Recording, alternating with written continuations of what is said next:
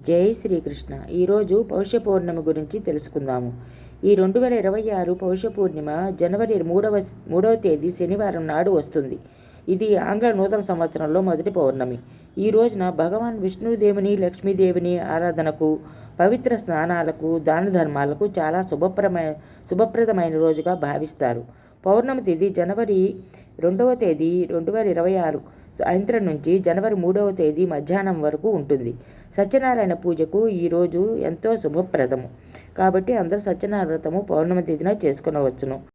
కోరిన కోరికలు నెరవేరాలంటే ఈరోజు సత్యనారాయణ వ్రతం చేసుకుంటే ఎంతో మంచిది.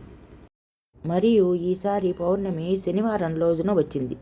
శనివారం పుష్యమాసంలో పౌర్ణమి పుష్యమి నక్షత్రం రోజున వచ్చింది. పుష్యమి నక్షత్రం అంటే శని నక్షత్రము కాబట్టి శనీశ్వరుడికి ఈరోజు పూజలు చేసుకున్నా, శివాభిషేకం చేసుకున్నా ఎంతో పుణ్యము. శనీశ్వరుడికి సంబంధించి జపాలు, తపాలు మరియు దానము చేస్తే, వస్త్రదానము చేస్తే మరియు అన్నదానం చేసినా ఎంతో పుణ్యం సంపాదించుకోవచ్చును. మరియు శనీశ్వరుడు శ్లోకమైన నీలాంజన సమాభాసం రవిపుత్రం యమాగ్రజం ఛాయామార్తాండ సంభూతం తం నమామి శనైశ్వరం. ఈ శ్లోకాన్ని ఈ రోజున ఎంత జపం చేస్తే అంత పుణ్యం.